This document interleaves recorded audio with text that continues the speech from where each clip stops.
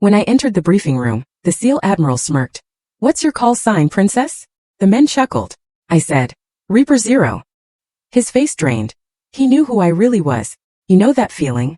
The one where you've worked your entire life, poured your soul into something, only to have someone dismiss you with a sneer, call you princess, and make you feel like you don't belong? I remember that moment, because that's when I finally used two words that froze an entire room of officers, turning an admiral's smirk into pure, unadulterated shock. And believe me, the story of how I earned those words, Reaper Zero, is one you won't forget. I'm Lieutenant Commander Sandra Kane, 32 years old. And for years I honestly believed that competence would speak for itself. That if I just worked harder, flew longer, and kept my mouth shut while others took credit, respect would eventually follow. My family, they were Navy through and through. My dad, a Navy mechanic, taught me how to strip an engine before I could even drive. My mom used to joke I saluted before I spoke. Our house always smelled of motor oil and fresh-pressed uniforms, and dinner conversations were all about deployment schedules and maintenance protocols. I learned early that precision mattered, that shortcuts got people killed, and that respect wasn't just given, it was earned one action at a time. By 17 I was a force, running 5 miles before school, spending weekends at the firing range, devouring flight manuals like other girls read magazines. My friends thought I was obsessed. Maybe I was. But the Navy wasn't just a goal for me, it was an inheritance.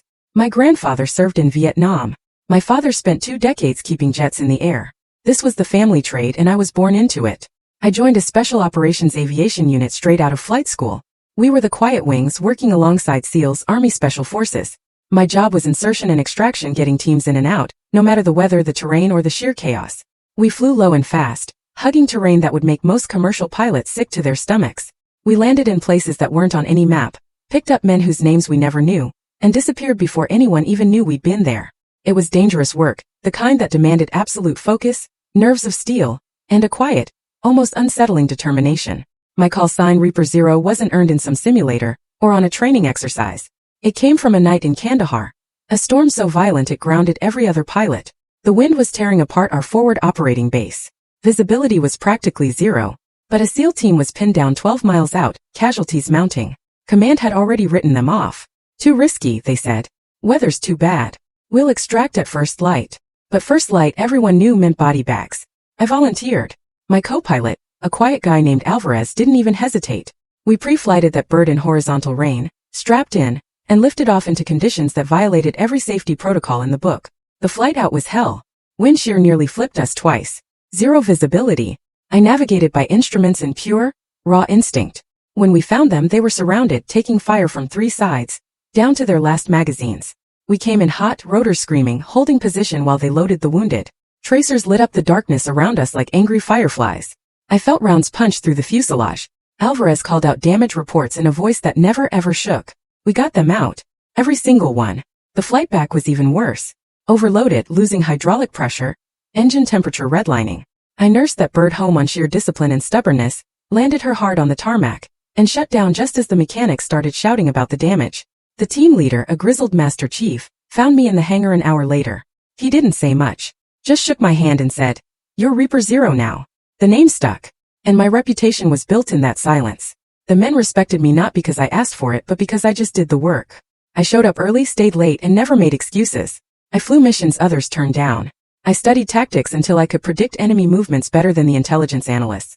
I maintained my aircraft personally, learning every system, every quirk, every single sound that meant something was wrong. Competence was my currency, and I spent it carefully.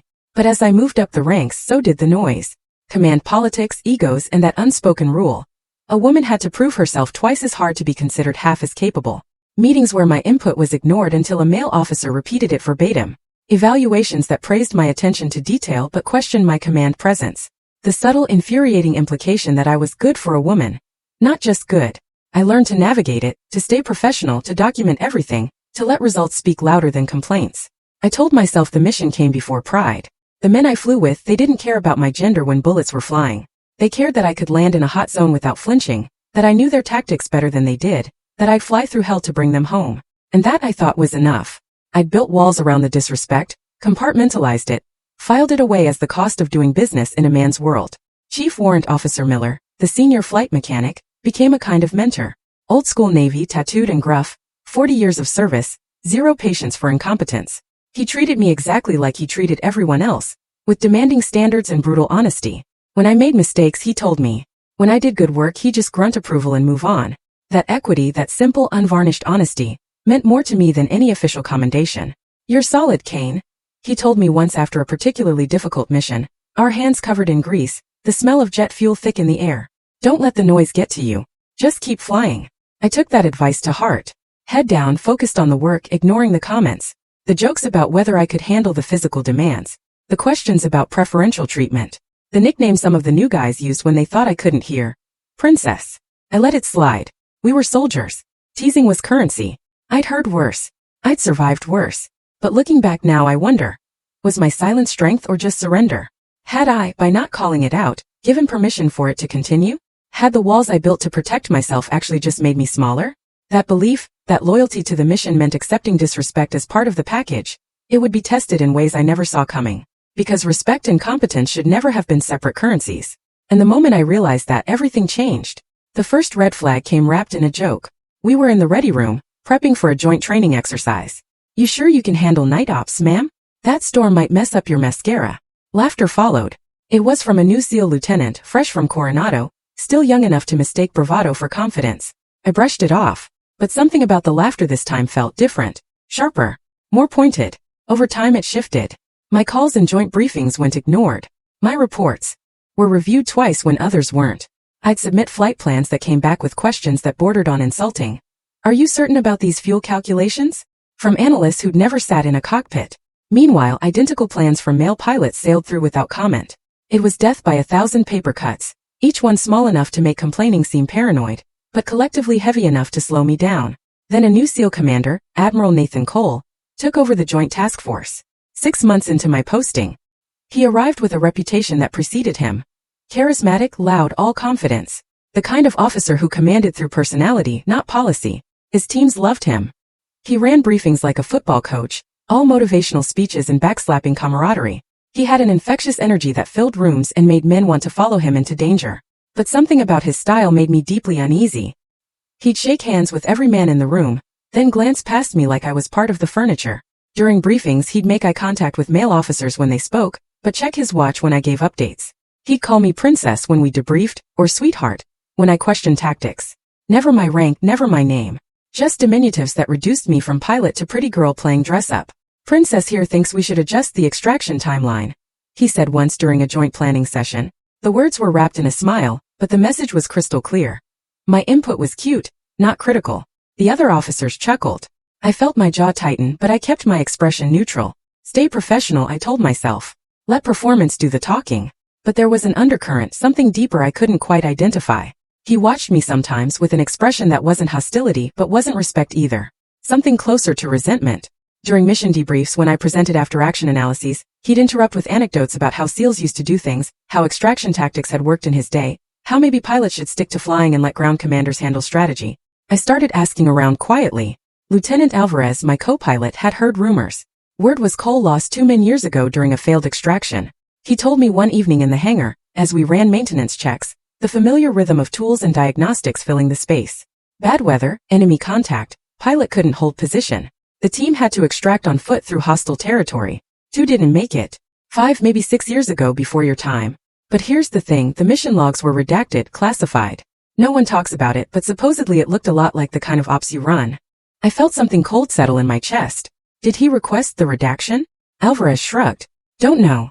But he's been weird about aviation support ever since. Doesn't trust pilots. Especially not. He trailed off. Especially not women. I finished for him. He nodded. Yeah, it explains some things. Not all. But some. If Cole blamed pilot error for losing his men, if he'd spent years carrying that grief and anger, then my presence, my success in the exact kind of missions that had failed him, would be a daily, agonizing reminder of his own perceived failure. I represented everything he couldn't control, couldn't predict, couldn't dominate through force of personality. But understanding his motivation didn't make the disrespect any easier to swallow. During a joint exercise in the Nevada desert, I executed a perfect extraction under simulated fire. Hostile terrain, tight timeline, zero margin for error. I brought the team out exactly on schedule with textbook precision.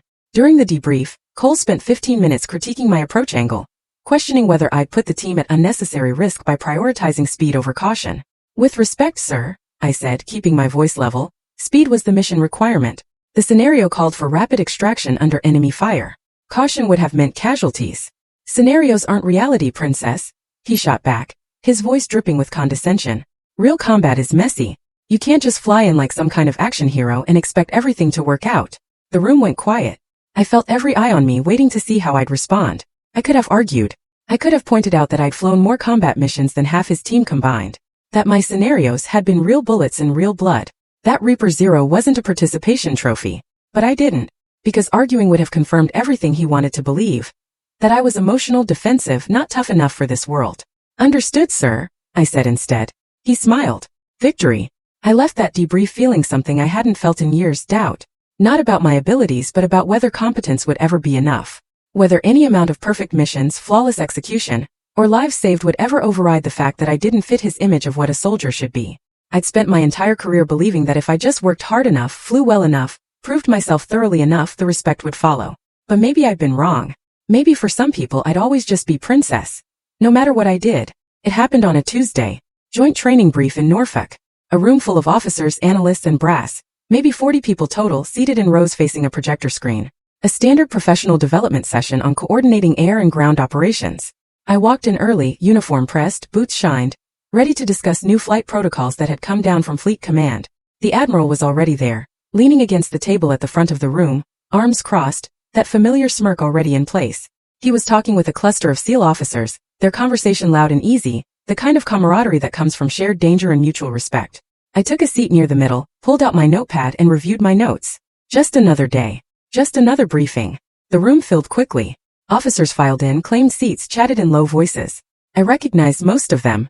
People I'd worked with on various ops, flown for, coordinated with. Commander Reeves, who ran logistics for the East Coast SEAL teams, nodded at me from across the room. Captain Lawson, a senior intelligence officer I'd worked with in Afghanistan, gave me a subtle, knowing smile. Normal professional courtesy. Nothing unusual. The briefing started on schedule. Reeves ran through updated protocols, discussed new equipment allocations, reviewed after-action reports from recent training exercises, standard stuff. Then came the introductions. Each senior officer taking a moment to identify themselves and their role for the benefit of newer personnel. When it was my turn, I stood. Lieutenant Commander Sandra Kane, Special Operations Aviation, stationed. Hold on. Admiral Cole's voice cut through the room like a knife. He pushed off the table, that familiar smirk spreading across his face. The room went quiet. Before we start, what's your call sign, princess? Laughter rippled through the room. Not from everyone, but enough.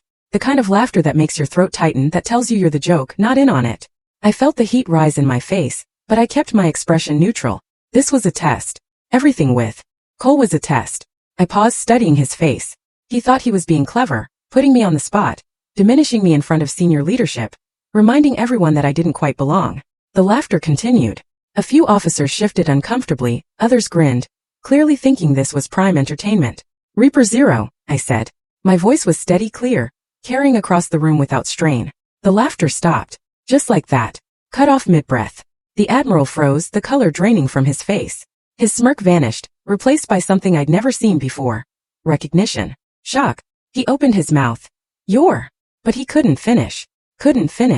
Because Reaper Zero was classified. Known only through mission reports. The pilot who extracted SEAL Team 9 from the Helmand Ridge under fire, after command had written them off as lost. The operation that every SEAL officer studied. That had become required viewing in advanced tactical training. Tagged simply as unknown female operator. The mission where impossible odds had been beaten by skill, nerve, and a pilot who refused to accept that some men were expendable. I watched the realization hit him. Saw the exact moment he connected the dots. When the anonymous hero from the classified footage became the woman he'd been dismissing for months. His team, the men he'd lost years ago in that failed extraction, they had been part of the broader task force operating in Helmand Province. Different op, different timeline, but same theater, same conditions, same impossible odds. The difference was their pilot hadn't made it through. I had. He'd mocked the very person who had saved men from units just like his years ago, in an operation that looked exactly like the one that had cost him people he cared about. And he realized it too late. In front of everyone. The room was absolutely silent now. Captain Lawson leaned forward in his seat, his eyes sharp with recognition. He'd been the intelligence officer who'd processed the after-action reports from Helmand Ridge. He knew exactly what Reaper Zero meant. Commander Reeves was staring at me like he'd never seen me before, which in a way he hadn't. Not really. None of them had.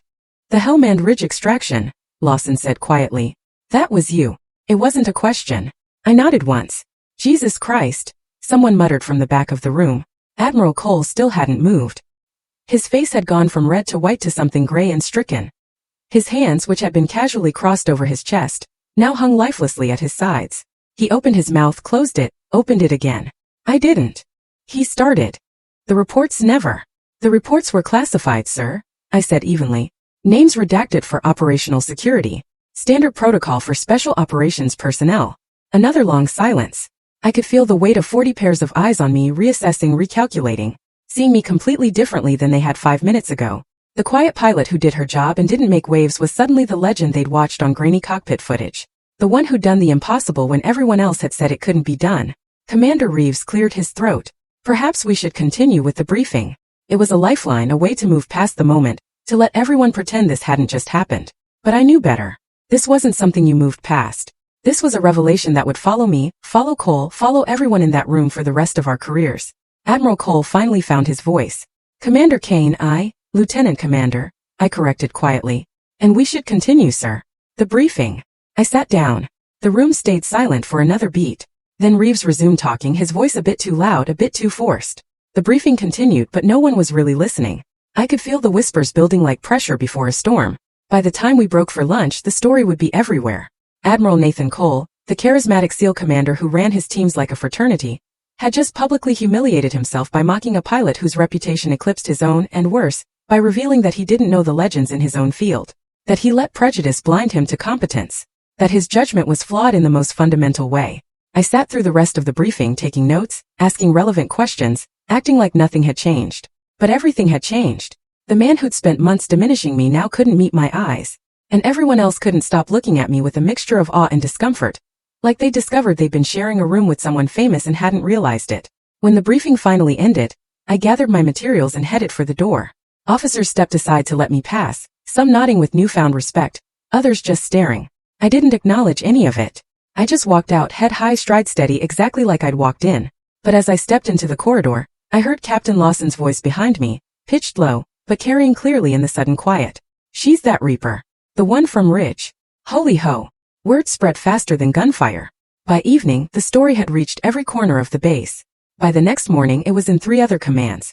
The Admiral didn't speak to me for weeks, which was fine. We had nothing to say to each other. But whispers followed me down every hallway, in every mess hall, every ready room I entered.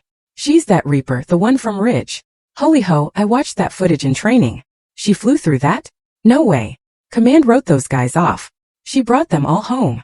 For years I'd fought for respect with steady confidence, proving myself one mission at a time, building credibility through consistency and results. Now I had respect. Immediate, overwhelming, unquestioned. But it felt hollow. It wasn't admiration for the work I'd been doing every day for years. It was fear and guilt twisted together, all mixed with discomfort. The uncomfortable realization that they'd been wrong about me in ways they couldn't ignore anymore. The younger officers started treating me differently. They'd straighten up when I passed, address me with careful formality, ask my opinion on tactics like my words were scripture. Some of the senior officers, the ones who'd ignored me in meetings, questioned my reports, smiled at Cole's jokes, now went out of their way to be respectful. Too respectful. The kind of overcorrection that tells you they know they screwed up and are desperately trying to fix it. I hated it. Not because it was invalidating, but because it proved something I'd been trying not to believe, that my competence had never been the issue, that I could fly 1,000 perfect missions and it wouldn't matter as much as one dramatic reveal. That respect had always been available. They just hadn't thought I deserved it until my legend became impossible to ignore. Lieutenant Alvarez found me in the hangar 3 nights after the briefing. I was sitting on the deck beside our bird, running my hands along the panel where we'd taken fire over Kandahar. The patched holes were smooth now, barely visible, but I knew exactly where each one was. You okay? He asked. Fine. You're a terrible liar. I smiled despite myself. I'm great at lying. I've been lying about being okay for years. He sat down beside me back against the landing. Here. Everyone's talking about you. I noticed. They're saying you're a legend. I'm not. I'm just a pilot who got lucky one night and did her job. That's not what the after-action reports say. Lawson pulled them. Well, the unclassified summaries. 0 visibility, sustained enemy fire, mechanical failures, overweight bird. Pilots with twice your experience refused the mission. You made 3 trips, Kane. 3. Got everyone out, including 2 guys who were bleeding out. The doctor said if you'd been 15 minutes later, they wouldn't have made it. I remembered that night in flashes, the sound of rotors screaming against the wind, Alvarez's voice steady in my headset. The weight of wounded men being loaded while tracers cut through the darkness, the certainty that we weren't going to make it, and the stubborn refusal to accept that certainty as fact. I did what anyone would have done, I said. No, you did what no one else could do. There's a difference. We sat in silence for a while. The hangar was quiet this time of night. Just the distant hum of base operations, the occasional footsteps of security patrols. Finally, Alvarez said, "You know what bothers me most about all this?" "What?" "That they needed the call sign. That your work wasn't enough. That it took some classified legend to make them see what was right in front of them the whole time." He'd put words to the exact thing I'd been trying not to think. I thought about every time I'd let Princess slide. Every time I'd smiled instead of called it out. Every time I'd absorbed disrespect and filed it away as the cost of doing business. Maybe I'd trained them to think it was acceptable. That I'd accept anything as long as I could keep flying. "I should have said something earlier," I said. "Should have pushed back maybe. Or maybe they should have treated you like the professional you are from day one. Regardless of what call sign you carried or what missions you'd flown. Maybe they should have judged you by the work you did every single day. Not by one dramatic story." He was right. I knew he was right. But knowing it didn't make the hollow feeling go away.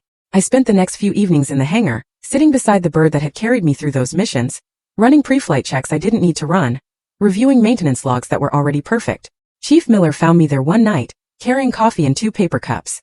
"You're hiding," he said, handing me one. "I'm working." "You're hiding," he repeated, his gruff voice softer than usual. "Don't blame you. It's a circus out there." I took a sip. Black. No sugar. Exactly how I liked it. I don't know how to feel about any of this. Feel however you feel. That's allowed. For years I thought if I just kept my head down and did good work, that would be enough. Turns out it wasn't. It took a dramatic reveal in front of 40 people to get respect I should have had all along. What does that say? Miller settled onto a toolbox, his weathered face thoughtful. Says people are stupid. Says they believe what they want to believe until reality smacks them in the face. But here's the thing, Kane. You always had my respect. Always had the respect of everyone who actually worked with you. The people who flew with you, maintained your bird, relied on you to bring them home. We knew. The ones who didn't know weren't paying attention. Cole wasn't paying attention. Cole was paying attention to all the wrong things. His problem, not yours.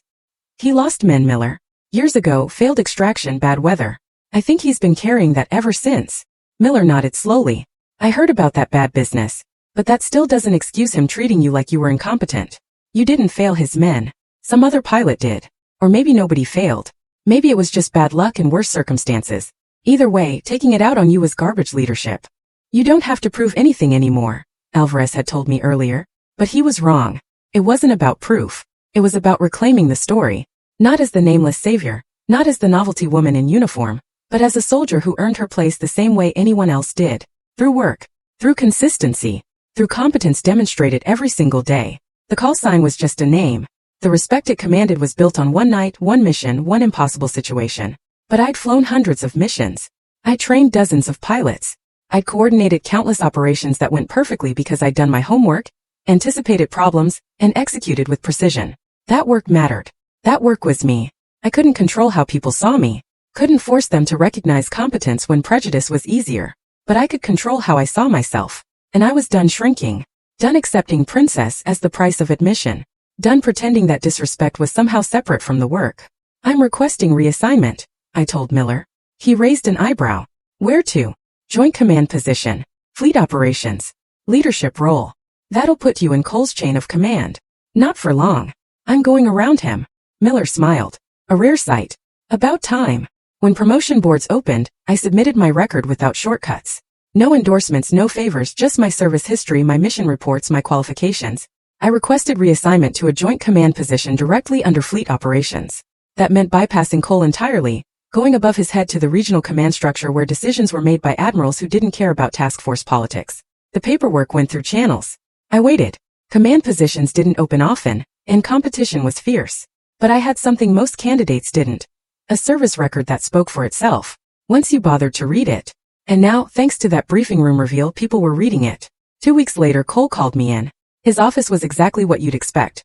Walls covered in commendations, photos of SEAL teams in exotic locations, challenge coins from various units displayed behind glass. He was sitting behind his desk when I entered, looking older than I remembered. The swagger diminished. You requested a transfer, he said. No preamble, no small talk. Yes, sir. Joint command position. You think you can lead SEALs? He said it quietly, without the usual edge, Like he genuinely wanted to know. I don't know, sir. But I think I can coordinate aviation support for special operations better than anyone else you've got.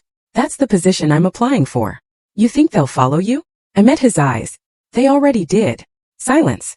He looked down at his desk, at a folder that I recognized as my service jacket. He'd been reading it, probably for the first time actually paying attention. I could see the moment it hit him.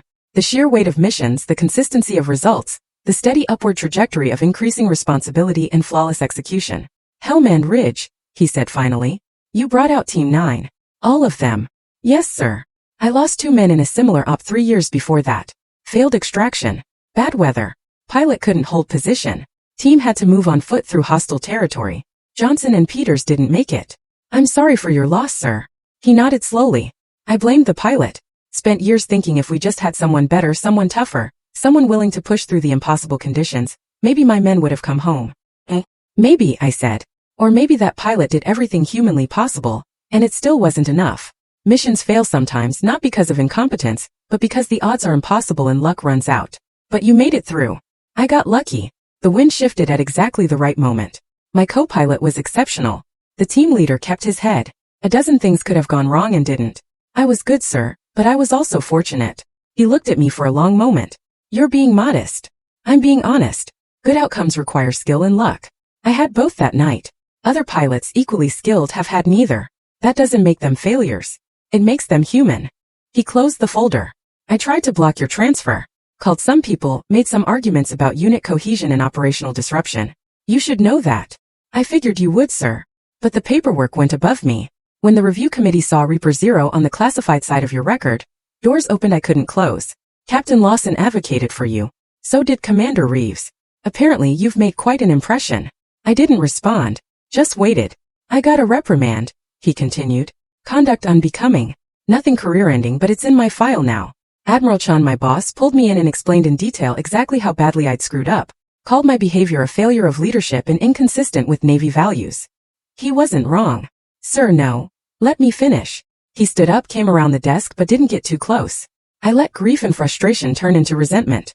Took it out on you because you represented everything I couldn't control. Couldn't predict. Couldn't dominate through force of personality. You were good at exactly the thing that failed me. And instead of respecting that, I tried to diminish it. That was wrong. You deserved better. The mission deserved better. It was the most honest I'd ever heard him. No swagger, no jokes. Just a man confronting his own failures. Part of me wanted to accept the apology and move on. Part of me was still angry, a simmering rage that years of quiet professionalism had barely contained. You called me princess in front of 40 officers, I said quietly. Made me a joke. Made them think I was incompetent when I'd spent years proving otherwise. Do you have any idea how hard I've worked to be taken seriously? How many times I've swallowed disrespect because calling it out would just confirm that I'm too sensitive, too emotional, not tough enough for this world. I know. And I'm sorry. Sorry doesn't fix it. The damage is done. Those officers, some of them, will always remember me as the joke you made, regardless of what they learned after. He nodded. You're right.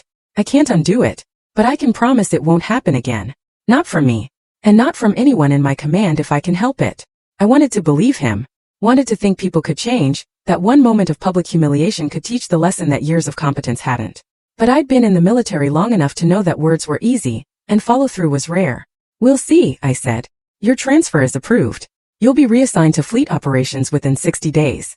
Joint command position coordinating aviation support across all East Coast Special Operations units. It's a promotion. Not in rank yet, but in responsibility. You'll be leading the aviation planning for major operations. Thank you, sir. Don't thank me. I fought it. You earned it despite me. Not because of me. I left his office feeling something I hadn't expected. Not satisfaction exactly, but resolution. Cole got a reprimand, but he kept his post. His influence would be diminished, his reputation tarnished, but he'd survive. Maybe that was enough. Maybe accountability didn't always mean destruction. Sometimes it just meant consequences and the chance to do better. Leadership without integrity corrodes the mission. I'd seen it play out in real time. Watched how one man's unchecked prejudice had poisoned the environment for months. But I'd also seen the system, flawed as it was, eventually correct itself. Slowly, imperfectly, but correct nonetheless. As I walked across the base toward the hangar, I passed groups of junior officers in conversation. Some of them straightened when they saw me, offered respectful nods. Others just stared, probably still processing the story that had become base legend. I acknowledged them with quiet professionalism and kept walking. This new position would be different. More authority, more visibility, more pressure. But also more opportunity to shape how operations were run, how pilots were evaluated, how competence was recognized regardless of who embodied it. I'd be in a position to advocate for others the way no one had advocated for me. To make sure that the next young pilot, male or female, wouldn't have to earn their respect through one dramatic reveal, but would be judged fairly from day one based on the work they did. That thought carried me forward through the doubt and the hollow feeling and the lingering anger. Not revenge. Not vindication. Just the possibility that I could make the system a little bit better, a little bit fairer than it had been for me. My new role was a constant test not of tactics but of how much space I was allowed to take. The position put me in charge of coordinating aviation support for special operations across the entire East Coast theater. I interfaced with SEAL teams, Marine Force Recon, Army Special Forces, coordinating insertions, extractions, air support, and emergency response. The scope was massive, the responsibility intense, and the scrutiny constant. Some men still hesitated when I gave orders. Not the pilots. They knew aviation and respected competence. But some ground commanders would pause before executing my instructions. That subtle delay that said they needed a moment to override their instincts, to accept that this woman's orders were legitimate. I learned to recognize it, to address it directly without being confrontational. Problem with the flight plan, Captain? I'd ask, my voice neutral. No, ma'am. Just confirming the details. The details are in your brief. If something's unclear, ask now. We execute in 20 minutes. Direct. No room for hesitation. Most of them adjusted quickly. A few never quite got comfortable with it, but they followed orders anyway because the results were undeniable. Within 6 months, I coordinated 2 successful extraction ops in conflict zones others had refused to touch. The first was a humanitarian rescue in Somalia. A medical team pinned down by militia forces, local air support compromised, weather deteriorating fast. Every other command had said it was too risky. I analyzed the terrain, coordinated with an Air Force combat controller on the ground, and designed a flight approach that used the terrain to mask our approach vector. We got in low, fast, and dirty, extracted 14 people under fire, and were gone before the militia could organize effective resistance. The second operation was a SEAL team extraction from a compromised position in Syria. Intelligence failure had put them in a hot zone with enemy forces closing from 3 sides. Traditional extraction routes were blocked. I coordinated a multi-aircraft approach. Decoy helicopters drawing fire while the primary bird came in from an unexpected angle. We pulled them out with 0 casualties. The team leader, a commander I'd never met before, shook my hand afterward and said, "That was textbook. Better than textbook." The call sign Reaper Zero stopped being a ghost story and became a standard. New pilots studied my mission plans. Training scenarios incorporated my tactics. Flight schools analyzed my decision-making process during Helmand Ridge and used it to teach crisis management. The legend that had once been anonymous was now attached to my name, and with it came a credibility that opened doors I previously had to fight to crack. But with visibility came vulnerability. Every decision I made was scrutinized more heavily than my peers. When male commanders made judgment calls that didn't work out, it was noted and moved past. When I made similar calls, there were questions about whether I was suited for the position. The double standard was exhausting, but it wasn't new, just applied at a higher level. Cole faded from the forefront during those months. He still commanded his SEAL task force, but our paths rarely crossed. His influence within the special operations community had diminished. Officers who'd once sought his approval now worked around him. Young SEALs coming through training heard about him as a cautionary tale, the commander who let prejudice blind him to competence. Rumor said he'd requested early retirement. Whether that was voluntary or encouraged from above, I didn't know. The irony was quiet but sharp. The man who mocked my name now carried its shadow everywhere he went. Officers who'd laughed at his jokes in that briefing room now remembered their complicity with embarrassment. Some apologized to me directly. Awkward conversations where they tried to explain that they hadn't really thought it was funny. They'd just gone along. I accepted their apologies without comment. There was no point in relitigating it. The past stayed past. As for me, I learned to wield authority differently. Not through fear or anger, but through precision, patience, and example. I led from the front when necessary and from behind when appropriate. I gave credit generously and took responsibility completely. When operations succeeded, I highlighted the pilots and ground teams who executed. When operations failed or came close, I owned the planning and made adjustments. I also made a point of mentoring younger officers, both men and women. I held office hours where junior personnel could come discuss tactics, ask questions, voice concerns. I reviewed their flight plans personally and provided detailed feedback. I advocated for them when promotion boards came around, writing recommendations based purely on competence and potential. A young female pilot, Ensign Harper, became something of a protege. She reminded me of myself at that age. Hungry to prove herself, working twice as hard, swallowing disrespect because she didn't know she had other options. After watching her endure a series of dismissive comments from a senior logistics officer, I pulled her aside. "You don't have to accept that," I told her. It's just how it is, ma'am. If I make waves, they'll think I'm difficult. If you stay silent, they'll think disrespect is acceptable. There's a balance. You don't have to tolerate everything, but you do have to choose your battles carefully. Document incidents. Build your case. Then, when you push back, you're doing it from a position of strength. She looked uncertain. Is that what you did? No, I stayed silent too long. Let it build until one moment changed everything.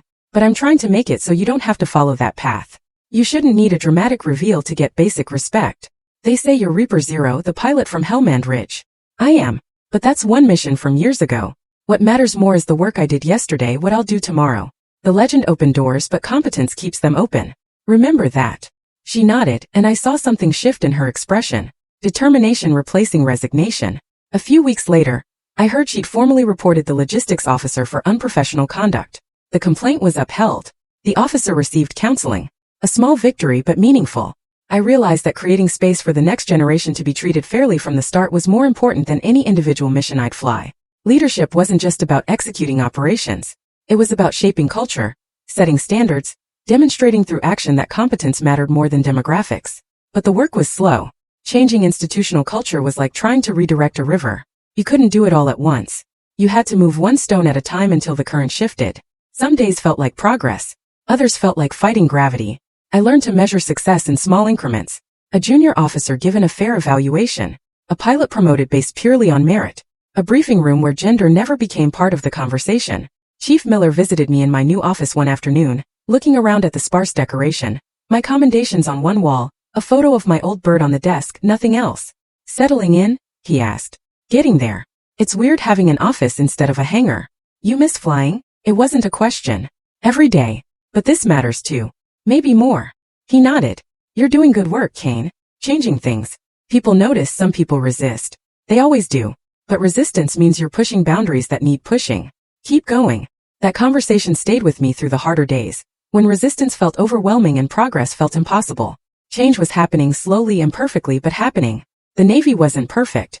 The Special Operations community wasn't perfect, but it was better than it had been 6 months ago. And it would be better 6 months from now. That had to be enough. Respect earned through results, not rank. That was the standard I set for myself and everyone under my command. And slowly, grudgingly, the culture began to shift.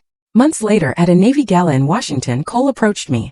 The event was formal dress uniforms, senior leadership from across the military, the kind of obligatory networking that comes with rank. I was standing near the bar, nursing a drink and making small talk with Captain Lawson about budget allocations, when I saw Cole making his way through the crowd. No smirk, no swagger. Just a man carrying the weight of his own pride. He'd aged in the months since I'd seen him. More gray at the temples, lines around his eyes deeper. He looked like someone who'd been doing hard internal work and wasn't quite finished. Commander Kane, he said. Could I have a moment? Lawson caught my eye, offering a subtle escape route if I wanted it. I shook my head slightly. Of course, Admiral. We moved to a quieter corner away from the main crowd. Cole held his drink but didn't sip it. Just used it as something to do with his hands. I didn't know, he said finally. If I had, you would have treated me differently, I finished. That's the point. He nodded slowly. You were the one who saved my men. I served with 3 of those guys in an earlier deployment. Johnson and Peters, the men I lost. They were part of the same battalion, different op but same time frame. When I heard about the ridge extraction, about some pilot pulling off the impossible when everyone else had given up, I felt, I don't know, angry maybe. Like, why couldn't that pilot have been there for my team? Why did some operators get miracles while mine got body bags? I'd suspected something like this, but hearing it confirmed was different. You resented me before you even met me. I resented what you represented. Success where I'd experienced failure. Competence in the exact area where I felt most powerless. And when that turned out to be a woman, he trailed off. It confirmed all your biases, I said. Made it easier to dismiss me. If I was just playing at soldier, then your failure wasn't really about the impossible odds or bad luck. It was about not having someone good enough. And if I wasn't actually good, then neither was the pilot who couldn't save your men. That's pretty much it. Ugly but accurate. It is ugly. We stood in silence for a moment. Around us, the gala continued. Officers networking, telling war stories, building careers through conversation. The world kept turning while we dealt with the wreckage of past mistakes. Your men saved themselves, I said finally. The ones from Ridge. I just flew the bird. They kept their heads under fire, loaded wounded efficiently, provided suppressing fire when we needed it. They did everything right. I got them out because they made it possible. You're being modest again. I'm being accurate. Good outcomes require everyone doing their part. I can fly through hell, but if the team on the ground falls apart, we all die. Your men Johnson and Peters, I'm guessing they did everything right too. Sometimes the odds are just impossible. And competence isn't enough. Cole looked down at his drink. The pilot who flew that mission, he retired 6 months later. Couldn't live with it. I blamed him for years. Thought he choked, made the wrong call, wasn't tough enough. But I read the after-action report again recently. Really read it. Not just looking for someone to blame. The conditions were impossible. He made 3 attempts to reach them. Took fire that damaged his aircraft. Nearly crashed twice. He did everything humanly possible. It just wasn't enough. And you're realizing that now. I'm realizing that I've spent years being angry at the wrong people. At pilots who flew impossible missions. At you for succeeding where others failed. At myself for not being able to control outcomes that were never controllable. It's been educational. There was something almost broken in his voice. This wasn't the charismatic commander who'd walked into that briefing room months ago. This was someone who'd been forced to confront fundamental truths about himself, and hadn't liked what he'd found. I'm trying to do better, he said. I've been mentoring younger officers, women included, quietly. No speeches, no grand gestures, just trying to make sure they don't face the garbage you faced from me. I heard Ensign Harper mentioned you advocated for her during a recent evaluation dispute. He looked surprised. She told you that? She's one of mine. I keep track. She's good. Talented pilot. Sharp tactical mind. Reminded me a bit of you, actually. That made me uncomfortable at first, like the universe was forcing me to confront my mistakes repeatedly. But then I realized that was exactly what I needed. Growth is uncomfortable, I said. So I'm learning. He paused. I'm retiring officially. Putting in my papers next month. Voluntary mostly. My boss suggested it might be time and he wasn't wrong. I've done what I can do in this role. Time to make space for someone without my baggage. He smiled, sad, self-aware. Besides, I'm tired. Tired of fighting the wrong battles, carrying the wrong grudges. Maybe it's time to figure out who I am without the uniform. I didn't know what to say to that. Part of me felt something like pity. Here was a man whose career was ending not with glory, but with quiet resignation, pushed out by his own failures. Part of me felt it was deserved, that consequences were appropriate. Both things were true simultaneously. I hope you find what you're looking for, I said finally. I hope I figure out what that is first. He finished his drink, set the glass on a passing waiter's tray. For what it's worth, Kane, you're exactly what this community needs. Someone who leads with competence instead of ego. Someone who makes space for others instead of taking all the oxygen. I wish I'd been smart enough to see that from the beginning. Maybe you'll take that lesson with you. Apply it wherever you end up next. That's the plan. He extended his hand. I looked at it for a moment. This man who'd mocked me, diminished me, tried to block my career. The man who was now acknowledging his failures and trying, however imperfectly, to be better. I shook his hand. Good luck, Admiral. You too, Commander. Though something tells me you won't need it. He walked away, disappearing into the crowd. I watched him go, feeling something complex and unnameable. Not forgiveness exactly. That felt too generous for the months of disrespect and the damage that had rippled outward from his behavior. But acknowledgement. The recognition that people could change, could grow, could confront their worst instincts and choose something better. Maybe that was enough. Maybe that was all anyone could ask. Captain Lawson reappeared at my elbow. That looked intense. It was. He's retiring. I heard. Good riddance, some are saying. But I don't know. Seemed like maybe he learned something. Maybe. Time will tell if it sticks. What about you? How are you doing with all this? I considered the question. Better. Not perfect, but better. I'm doing work that matters. Making changes that needed making. Some days are harder than others, but I'm not carrying around the weight I used to. The weight of trying to prove myself. The weight of believing I had to accept disrespect as the price of admission. I don't believe that anymore. Lawson raised his glass. To that. I clinked mine against his. Around us, the gala continued. The Navy's elite celebrating themselves, telling stories, building legacies. I was part of that now, visibly and undeniably. Not as someone's token, not as an exception that proved the rule, but as a leader who had earned her place and was using it to make things better for those who came after. That was enough. That was everything. Years later, during a ceremony at the Pentagon, I stood on the stage as my name was read for promotion to captain. The room was filled with senior officers, family members, colleagues from throughout my career. My parents sat in the front row, my father in his old Navy uniform, still crisp despite decades in storage. My mother wiping tears she'd probably deny later.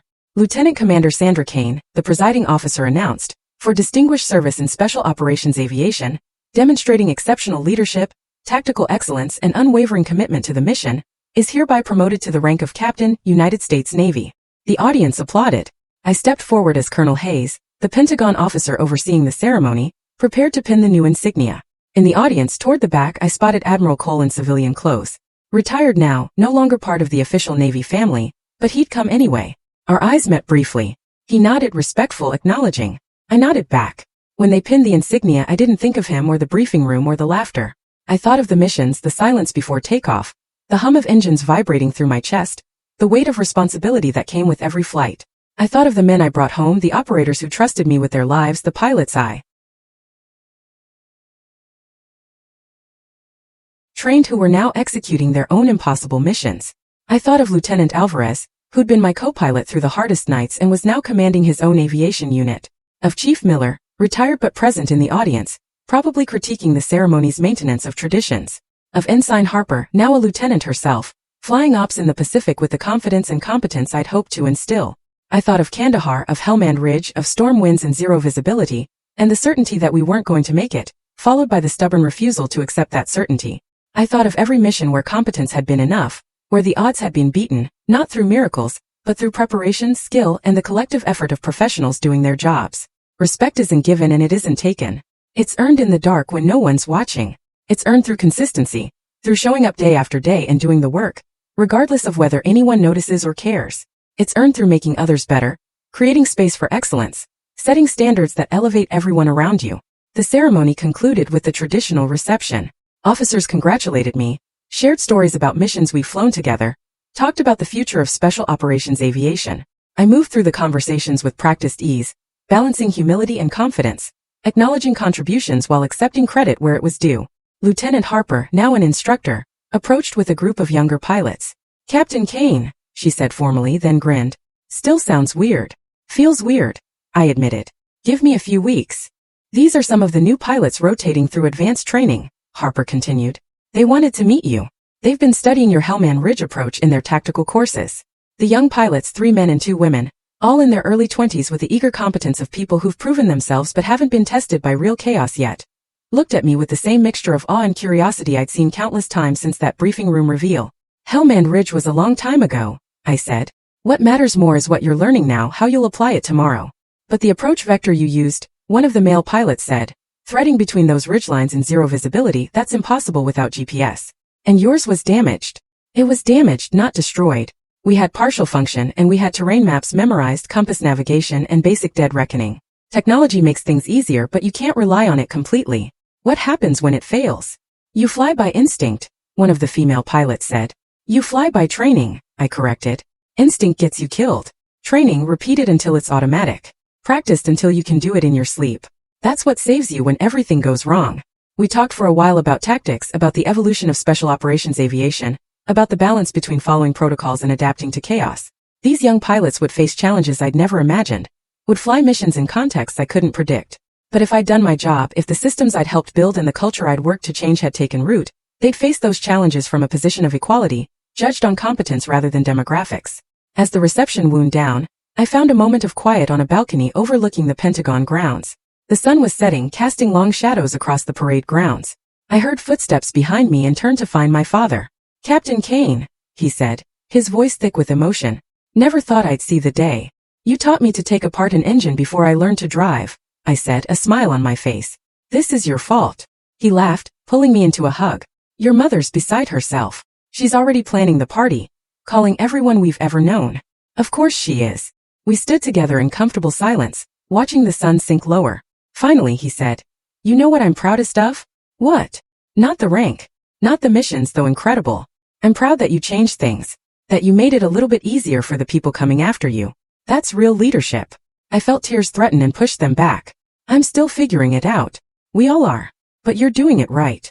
The ceremony had been about promotion, about recognition, about advancement through ranks. But the real measure of success wasn't the insignia on my collar. It was the young pilots who'd studied tactics without being told their gender made them less capable. It was the commanders who'd learned to evaluate competence objectively. It was the slow, grinding progress toward a military that judged people by their abilities, rather than their demographics. Now, when young recruits ask about call signs, I tell them the truth. They're not nicknames, they're promises. Promises that you'll show up when it matters. That you'll execute when conditions are impossible. That you'll bring people home when everyone else has given up. Reaper Zero was a promise I'd made one night in Kandahar, and kept through hundreds of missions since. It was a promise I'd extend to every pilot I trained, every operator I supported, every mission I commanded. And every time someone says Reaper Zero, I remember the moment a room full of men learned that sometimes the quietest soldier in the room is the one you should never underestimate. I remember the years of proving myself, the moment of revelation, the long work of rebuilding systems that had failed not just me but countless others. I remember that respect is earned through consistency, that leadership is measured by the people you elevate, and that real change comes not from one dramatic moment, but from 1,000 small choices to do better. The sun finished setting, painting the sky in shades of orange and purple. Inside, the ceremony continued. Networking, stories, celebration. Tomorrow, I'd return to work with new responsibilities, new challenges, new opportunities to shape the future of Special Operations Aviation. But tonight, standing on this balcony with my father beside me, and the weight of new insignia on my shoulders, I allowed myself a moment of satisfaction. Not for what I'd achieved, but for what came next. For the work still to be done, the system still to be improved, the people still to be supported. Leadership without integrity corrodes the mission. I'd seen it, fought it, and worked to replace it with something better. That work would never be finished, but it was work worth doing, and I was exactly where I needed to be to do it. The call came on a Wednesday morning, 3 years into my command. I was reviewing flight schedules when my assistant knocked on the office door. "Captain, you have a visitor. Says it's personal." I looked up from the paperwork. Who? Admiral Cole's daughter, Emily Cole. I hadn't heard that name in years. Cole himself had passed away 6 months ago. Heart attack, sudden and final. I'd sent flowers to the funeral, but hadn't attended. Our relationship had ended at that gala years ago, with a handshake and mutual understanding. I'd assumed that was the last chapter. Send her in. The woman who entered was in her mid-20s, wearing civilian clothes, jeans and a navy sweatshirt. She had her father's eyes, that same intensity, but something softer in her expression. She clutched a leather folder against her chest like armor. "Captain Kane, thank you for seeing me. I'm Emily Cole. I know this is unexpected. Please sit down."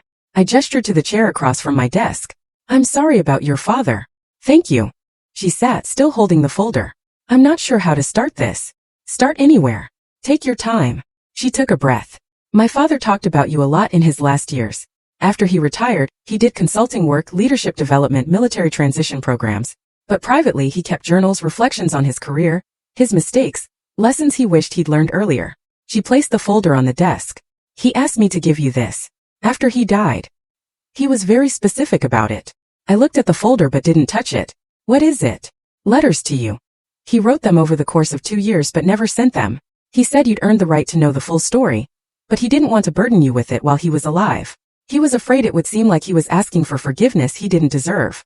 My throat tightened. "Emily, I read them," she interrupted. "He told me I could. They're about the men he lost, about his failures, about you, about how meeting you changed his understanding of leadership. He called you the best officer he'd ever served with, even though you were never technically under his command." She pushed the folder toward me. "I think he needed you to know that you mattered. That what you did, not just in missions but in how you handled him, made a difference." I opened the folder. Inside were handwritten letters, pages of them. Cole's distinctive angular handwriting filling every sheet. The first one was dated 2 months after his retirement. "Commander Kane, I'm writing this knowing I'll probably never send it. Cowardice, maybe, or respect for the boundaries you've set. But I need to say these things, even if only to paper. The men I lost, Johnson and Peters, haunt me still. Not because I failed them tactically, but because I let their deaths poison everything that came after. I made their sacrifice about my pain instead of their service." I stopped reading, looked up at Emily. "Why now? Why not just let it rest?" "Because he wanted you to know that people can change. That accountability isn't just about punishment or consequences. It's about becoming better. He spent his last years trying to be better. Teaching young officers, advocating for equity in military leadership, mentoring women and minorities entering special operations. He never did it publicly. Never took credit. He said he didn't deserve credit for doing what should have been basic decency. "I know about some of that work," I said quietly. "I heard he was helping veterans transition to civilian leadership roles, that he was good at it. He found purpose in it. But he always said his real failure wasn't losing his men or treating you badly. It was not learning the lessons sooner. Not understanding that leadership means elevating others, not protecting your own ego." She stood. "I should go. I just wanted to deliver these." "He asked me to tell you one more thing." "What's that?" He said. "Tell Reaper Zero that she was right. The quiet ones are the ones who change everything." Emily smiled, sad but genuine. He meant that as the highest compliment. After she left, I sat alone with the letters. I didn't read them all. That felt like something for later, for private moments when I could process the full weight of what Cole had been carrying. But I read enough to understand that his journey hadn't ended with our conversation at the gala. It had continued, deepened, become something more than just acknowledging mistakes. He'd become an advocate. Quietly, without fanfare, he'd spent his final years trying to build the systems he'd once undermined, working with military leadership programs to address unconscious bias, mentoring female officers entering special operations, writing recommendation letters for candidates who reminded him of me, competent, overlooked, deserving of opportunities they weren't being given. One letter detailed a confrontation he'd had with a senior officer who'd made dismissive comments about a female SEAL candidate. Cole had reportedly told the officer, "I spent years being that kind of stupid. Trust me, it doesn't end well. Either support her fairly or get out of the way." The candidate had graduated top of her class. Another letter described a presentation he'd given at the Naval War College about leadership failures. He'd used himself as the primary case study, anonymous, but unmistakable to anyone who knew the story. How Ego and Prejudice Compromise Mission Effectiveness was the title. He lectured on the exact mistakes he'd made with me, breaking down the psychological mechanisms that had led him to dismiss competence he should have recognized. I realized that Cole's legacy was more complex than I'd understood. Yes, he'd failed. Yes, he caused damage. But he'd also done the hardest work, actually changing, actually growing, actually using his mistakes to help others avoid similar failures. That didn't erase what he'd done, but it mattered. I thought about the young officers I'd mentored, the systems I worked to change, the culture shifts I'd fought for. That work hadn't happened in isolation. It had happened alongside people like Cole. People who'd messed up badly, but chosen to be part of the solution rather than continuing to be part of the problem. Maybe that was the real lesson. That accountability wasn't binary, good people versus bad people. It was about what you did after you realized you'd been wrong. Whether you defended your mistakes or learned from them. Whether you used your remaining influence to perpetuate harm, or to prevent others from repeating it. I placed the letters carefully back in the folder and locked it in my desk drawer. Someday I'd read them all, process them fully, maybe even share some of the lessons with officers I was training. But for now it was enough to know that the work continued imperfectly through flawed people trying to do better one decision at a time. Chief Miller's words came back to me. Resistance means you're pushing boundaries that need pushing. Keep going. The boundaries were still there. The resistance was still real. But the push was working. Slowly, gradually, the military was becoming a place where competence mattered more than demographics, where quiet excellence was recognized without needing dramatic reveals, where the next generation of pilots wouldn't have to fight as hard as I had just to be taken seriously. That evening, I stayed late in my office, working on a training curriculum revision. Outside my window, young pilots conducted night operations, their running lights visible against the dark sky, their radio chatter occasionally audible through my open window. One of the voices was Lieutenant Harper, now an instructor herself, teaching the next group of operators how to fly through impossible conditions. Stay focused on instruments, I heard her say. Weather doesn't care about your courage, cares about your competence. Trust your training. Good advice. The same advice I'd given her. The same advice Chief Miller had given me. The same fundamentals that had carried me through Kandahar and Helmand Ridge and every mission since. Competence, consistency, and the stubborn refusal to accept that some things were impossible. I smiled and returned to my work. Tomorrow would bring new challenges, new officers to train, new systems to improve. But tonight, listening to the next generation execute perfectly, I felt something rare and valuable satisfaction. Not in what I'd accomplished alone, but in what we'd built together. A legacy not of individual heroics, but of collective progress. Not of one pilot earning respect, but of a system learning to give it fairly.